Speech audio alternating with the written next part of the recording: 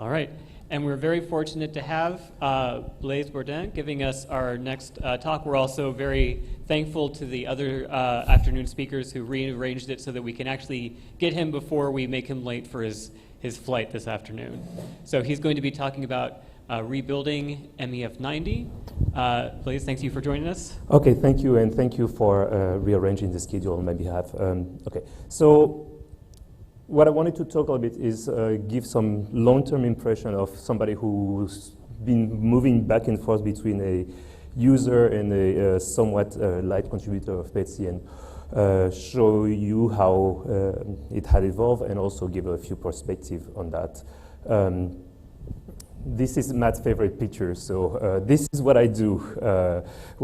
I do fracture mechanics. One of the historical example of that were the Liberty ships who were built during World War II to bring supplies to Europe, and 20% of these broke down before even reaching the ocean, and that really spearheaded a lot of research in material science. Okay, so I have a few slides on what I do, and basically what I want to do is numerical simulations of fracture in brittle material things, something that breaks nicely, glass, concrete, or something like that. Overall, what I want to do is, given a material occupying some region, given the loading and so on, I want to be able to compute the evolution of displacement and a crack geometry in that domain without any a priori knowledge of where this crack is going to appear, where it's going to grow, and so on. That's been an elusive goal for many, many, many years, but there were some really real breakthrough in the late 80s coming from the math community. And in particular, the birth of all this was the idea of free-formulating fracture as variational models. So the idea is that you associate an elastic energy and a fracture energy, so length of the crack in 2D, surface in 3D, and you minimize the sum of these two with respect to any potential crack geometry and any potential displacement field. Okay, I could go on with it. It's compatible with this traditional view, but it's a bit more general. Okay, and so why is it difficult? It's a real difficult problem from a numerical standpoint because it's called a free discontinuity problem. So you have to deal with fields that are discontinuous, your displacement that can jump along a crack, but you don't know where these discontinuities are. And if you make a mental note of the classical method that can handle discontinuous field like extended FM, cohesive element, discontinuous Galerkin, they all assume that you know where your discontinuities are. And so this example shows what the problem with that is. That, for instance, if you look at piecewise constant on a square grid, discretization, and it's very easy to approximate the location of the jumps of a function. So I say you could do a naive projection of this function that is bi-valued on the red grid. Let's assume that this grid curve is the jump, so you will be black below, white above. The location of that green curve is going to approximate the location of the jumps of this interface, but the length is not. You're always going to be off by a factor at most square root of 2. And so that really bothered people, first in image processing, but even more so for us because we don't want crack that can only grow horizontally or vertically. And we derived tons of approaches, the math community, math material science community, to address this. Some adaptive finite element, crazy idea like optimizing with respect to the geometry of the triangulation, things that are absolutely impossible to implement. And what really, really established itself as the right way to do that is phase field. So phase field was originally in mid-90s in the image processing, adapted to fracture, late 90s, and it has absolutely exploded since then. There are probably thousands and thousands of papers on the field. Okay. So what is phase field? So I go back to the initial energy. So what I want to do is to minimize this functional with respect to any potential U. So U is a displacement field. Again, that's your strain energy density if you want, plus any possible crack. And the idea is to represent the crack surface gamma by a smooth function, a phase field function, and introduce a regularization parameter, the L. I won't go into the mathematical detail, but the right way to do that, one of the right way to do that is to introduce this functional. And so what you do is you minimize this with respect to u and alpha, and then send the L to 0. So what's really great is that you have the discontinuity part has completely disappeared. U and alpha are H1 function. They're smooth. They can be approximated by standard finite elements. No need for extended or cohesive nonsense. And you control the width of that diffusion parameter by this L parameter. So this would be two examples of phase field computation of fracture, just extension of a solid with a notch. You expect a crack to appear along the necking here, and that would be a computation with a big L, and that would be the same computation with a small l. And mathematically, you can prove that alpha is going to go to 0 here, so that would be the blue color, away from the crack, and the crack corresponds to the region where alpha goes to 1. Okay. But that worked actually pretty well. So these are a couple of computations. I think the most impressive is this one, and it's impressive because you cannot see anything. It's really the superposition of an actual experiment done by graduate students at Caltech and the computation that they done afterhand. If you look very carefully, there's an initial notch here, and there's actually the crack geometry that was obtained during the experiment that is perfectly fitted with the computation. That's a very classical example in classical fractures because you have this problem of deviation of a crack by an interface, capture by a hole, renucleation, and so on. To the right is just 3D computation, just to show you that we can do that very easily. Okay. And then you can extend that to way more complicated problem. For instance, what we've done, that was a graduate student, Erwan Tane, is to couple ductile fracture and damage. So to couple plasticity and damage and fracture to get a ductile fracture model. Again, okay, I won't go into the detail of the model, but the structure is more or less the same. You have a minimization problem. It's still some kind of a free discontinuity problem because you still have this gamma, and now the elastic displacement and the plastic strain. Again, you recover classical phenomena such like these cup cone versus slant crack fracture. You can do more multi-physics problems. So this is a problem of thermal / drying crack. So basically, the experiment here is the fracture in a material subject to a thermal shock. You get the experiment to the right, the computation to the left. Here, the structure of the problem has changed a little bit. It's still our free discontinuity type of energy, but the loading itself is derived by solving a diffusion equation, so parabolic equation. In this case, it's actually an easy problem because you can really neglect the effect of the crack on the heat transfer. So you can solve the loading independently of the crack. So it's only a one-way coupling. The thermal part has an effect on the fracture, but the fracture doesn't have an impact on the thermal crack. This would be the kind of things that you do. For instance, we can recover this transition from transverse crack to crazing pattern along the interfaces. We can go to things that are more complicated. For instance, a real fully coupled problem would be hydraulic fracturing. So hydraulic fracturing, this idea of injecting a pressurized liquid in fracture to propagate them. And then the problem starts becoming really nasty because you have you need to solve the Darcy law in the reservoir, so flow in a porous reservoir. In the fracture, you have the Poiseuille flow, and then you have to couple them through pressure and flux continuity. You had to add the boundary condition. But what's really important is really each model is coupled with the other. Obviously, the flow in the fracture depends on the fracture geometry, but the fracture geometry depends on the pressure force that is exerted by the fluid into the material. Okay. These are examples of 2D computation, which incidentally don't look like the computation or the artistic drawing that you find in a lot of brochures by hydraulic fracturing companies. You don't have this nice network of parallel cracks. We're able to show that you cannot get them in certain situations. we're able to study cases like fracture in layer material. So typically what you would want, for instance, is to have a crack that is really contained in a part of the reservoir that contains oil. This is something that you really don't want. That is your hydraulic fracturing to escape your reservoir and then to spill into whatever is nearby. Okay. So how do we do that, and what's the link with PETSc?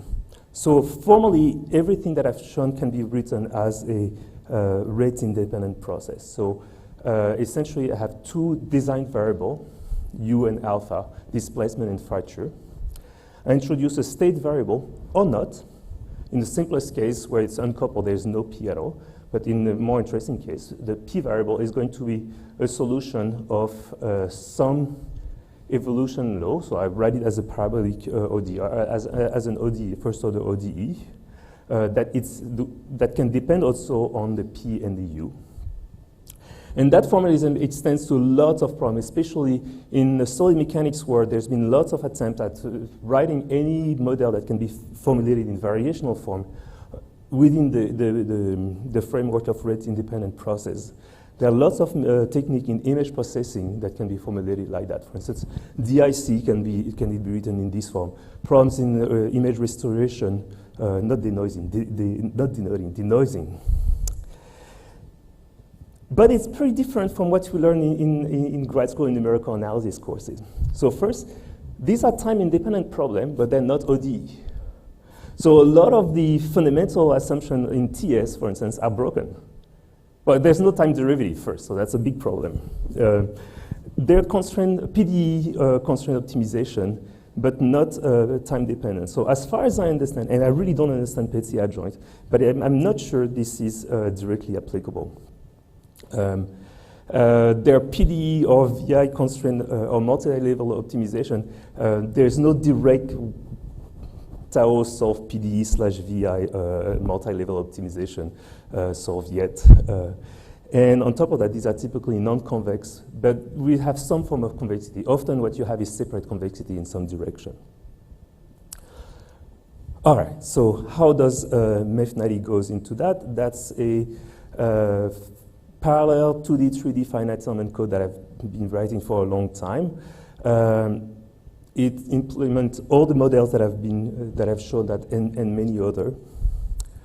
Solution strategy is very primitive, but so far that's the only thing that has been shown to actually work in a robust, like production-grade way, is just block Gauss-Seidel or alternate minimization, alternate direction. You just iterate on each field until it converges. It's very stable. You can show that it's actually globally convergent because of this variational structure of this problem. And there's this thing is that alternate minimization is slow, robust, and Newton solver are exactly the opposite. There's not a single monolithic solver that has been proposed in the market that works for a large range of problems. And typically they fail when the problem becomes interesting. The other part is because it's of the structure of the rate-independent problem, sometimes you can write them as minimization problem in trajectory space, in space-time, and then you can start playing with optimality condition. Instead of just writing optimality condition with respect to the state variable at each time, you write your optimality condition in the time direction. So your full optimality condition with respect to the evolution. And typically, if you do that, that's a constructive, optimality condition. That is, if you break it, you can, from a trajectory that breaks this optimality condition, there is a constructive way to build one that satisfies it. And that involves going back and forth in time. So instead of solving forward in time, what I often very often have to do is to go back and forth and back and forth and back and forth in time until convergence. I can guarantee that it will converge. Okay, you have the URL if you're interested, and Docker container that solves a lot of the building problem. All right, so that's where PETSc comes into the picture. So I started writing this in the mid-90s, I'm that old, and it was just to have fun because we had just received a Fortran 90 compiler and the RS6000, and I wanted to see what you could do with this new feature. It turned out that I thought it was pretty cool. In 2003, I moved to Louisiana State, and I started becoming interested in improving this code. And that's where I started using PETSc. And it was a revelation because so the first step, which was purely sequential, but switching to removing all the linear algebra, switching to VecMat and KSP, that was trivial. That boosted the performance like many fold. I was happy. Then LSU got these massive computers. We were number 7 in the top 500 for a small southern school. That was pretty cool. And so I started writing the parallel version. At that time, using only AO and IS, and it was brutally painful.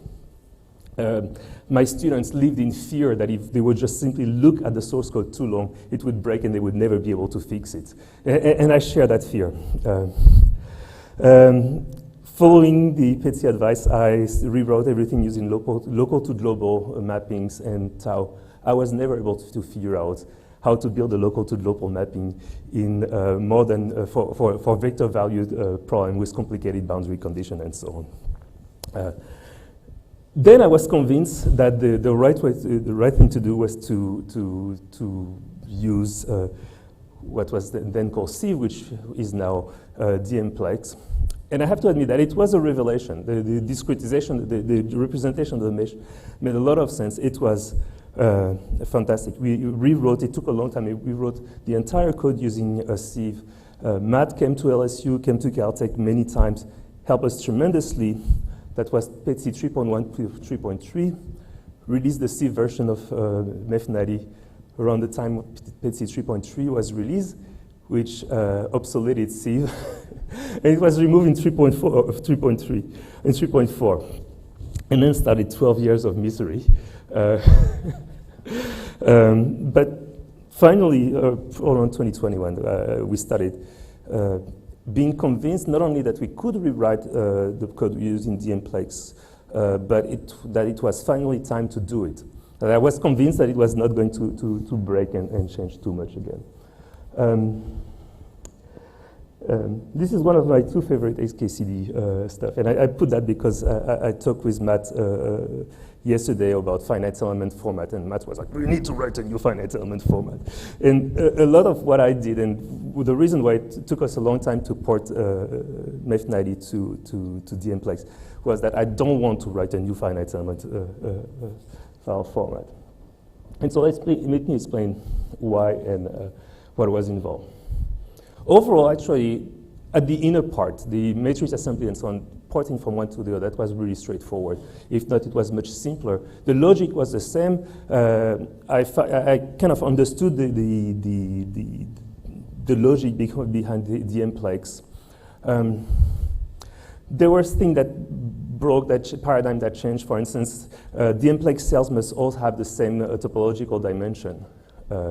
Hence the discussion on whether the height should be synonymous with the topological dimension. That was not the case in Sieve, which I absolutely loved. I thought it made a lot of sense. So that change broke a lot of things. And again, so I've heard a lot of bashing against Matt about the lack of documentation for DMPlex. That actually is not what really slowed us the most. Because we were lucky to kind of understand and be able to retrace the way DMPlex worked from source code. But PETSc, PETSc section, PETSc layout, a lot of things that were introduced around DMPlex that were even less documented, that was a real issue for us. And then was input-output. And I want to use that as kind of an advocacy for collaborating with the PETSc people, because I've heard at least 2 other times people discussing that they have written parallel I/O using such format, but it's still not in PETSc. Okay. What do I want?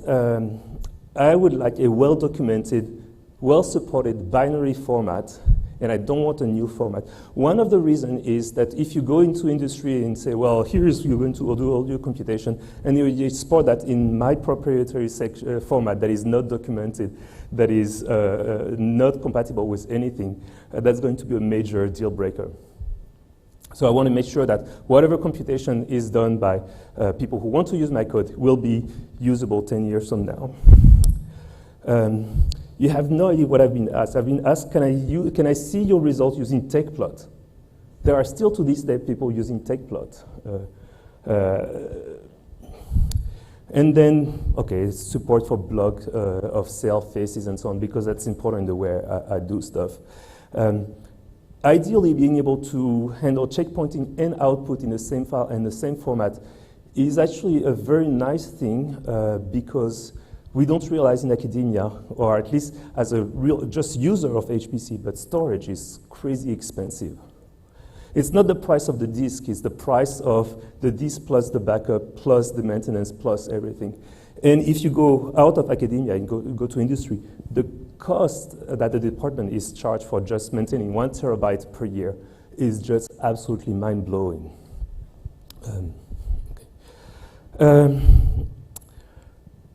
For all that, essentially that left two candidates, XDMF and Exodus. XDMF, I talked to many Viz people, asking them, can you write the XDMF file for a multi-block mesh in the time evolution? And everybody says, sure, no problem. But I'm still waiting for it. So maybe it's feasible. I don't know how to do it, and I don't know anybody who can do it for me. So that settled with Exodus. It's a real pain too. The handling of edge set or face set is just, yeah, it is. And the worst part is that it's a great standard. The implementation does not match the standard, but all the implementation match the reference implementation that doesn't match the standard. There are multiple implementations, which most of the time match, but not always. And for instance, the Visit, PowerView, Qubit, which also come from National Lab, don't have the same implementation, don't interpret the same files, and don't cover the same subset, the same part of the standard. So yeah, that's okay. And the second part, what really took a long time, is to get what I call Exodus in natural ordering. And the reason I want to do that is I want to be a good citizen. Is that if somebody gives me an input file that has gone through some analysis, so for instance, for thermal cracks, you can solve some complicated heat transfer problem. I can solve some of them with VDEF, but somebody may want to do it with something else. What I want is I want to return the file in a state that is still readable from the original analysis code and so on. So I don't want to change the format, and I don't want to change the numbering when I change the partitioning. And so we had discussion, is there a natural ordering for unstructured mesh like there is for structured mesh? And my argument is yes, there is a natural ordering. What there isn't is a canonical ordering. There's a natural ordering, is the one you were given the mesh numbered with. And okay, so that let us, VDEF has this somewhat complicated system where we really have to handle 5 different, that's 5 views of a vector, the local, the global, like everybody. And then there is the what I call the seed global, a global vector that on top of that has the constraint, so the boundary condition that has been put back into the global vector. Then the natural ordering, which is really the one we got the mesh in, so everything on CPU 0 reorder in the same ordering as the mesh.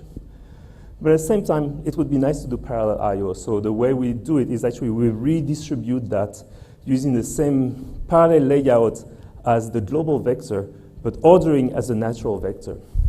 And once we figured out how PETSc worked, that was great, because it's just a matter of composing the right SF and so on.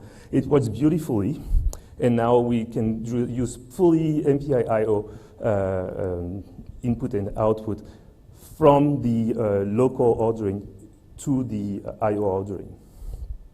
All right. All right, some thought. So this is my second most favorite HKCD cartoon, which is, I'm sure Barry likes a lot too. I think the line that is missing is, it's delete the project and download a fresh copy. The alternative is just ask Satish, so thank you, Satish. Okay, so 2 questions. One is really serious. Is really PETSc developed for end user or framework developers? And My impression from an outsider, it used to be much more centered to end user, but because we all grow old and becomes more senior, and everybody has their own project, and the individual project go really big, support seems to have shifted a little more towards supporting framework developer. What I mean by that is that the most people probably don't care if there's no simple way to do I/O in natural ordering because they have the resources to pay for that and to do it themselves. I on myself, on the other side, I would like that to be done. The other part, there are many valuable parts of the PETSc ecosystem that could be that are very beneficial to end user and small developers. The makefile system, mef90's makefile is just a PETSc makefile.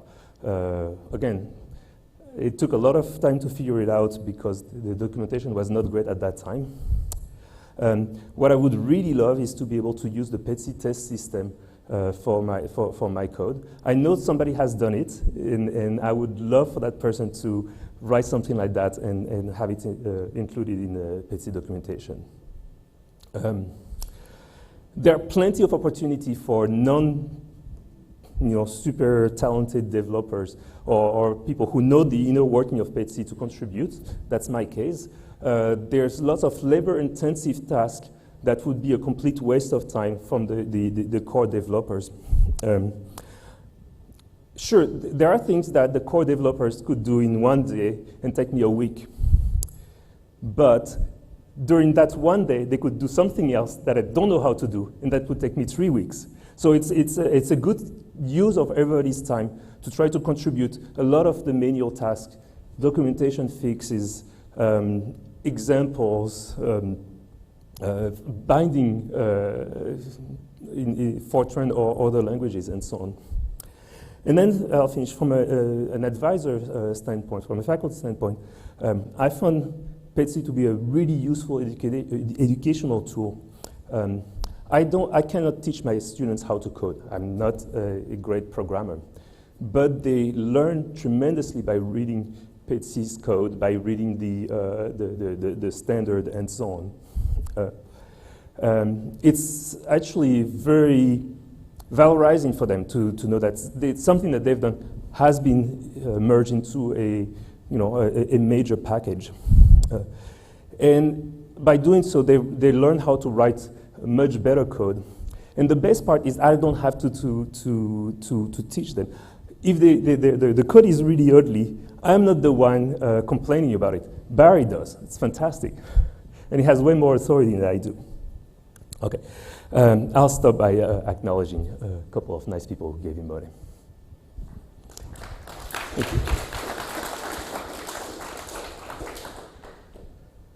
Thank you very much, Blaise. It was really interesting to see the way that has tracked the development of PETSc. Your own work has developed alongside it. Questions?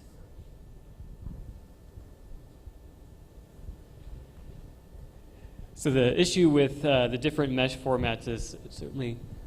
I'm sorry, what? Oh, Barry, did you want to? I had a comment about who is PETSc for, and I'm not quite sure what you meant by framework developers, but there is this world that was not envisioned initially of things that libmesh is probably the first example of, and now we have cool things like Firedrake and so forth that provide a lot of the things that if you use PETSc directly, you have to do yourself and you have to puzzle out PETSc-SF. While if you use one of these other packages, you may not have much control, but you have less to puzzle about. And the question of who are we writing PETSc for is always open because ideally we want both groups of people to be able to benefit from PETSc. But if a package like Firedrake appears, suddenly we're having a big impact on a huge community, as opposed to if we really work hard and document PETSc-SF and we have one more user. So it's tricky to sort of deal with the different possibilities. But I don't think it has to be exclusive. That's the whole point.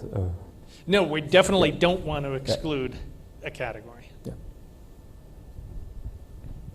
In the interest of time, I'll save my comment for another time. Let's thank Blaise. Thank you.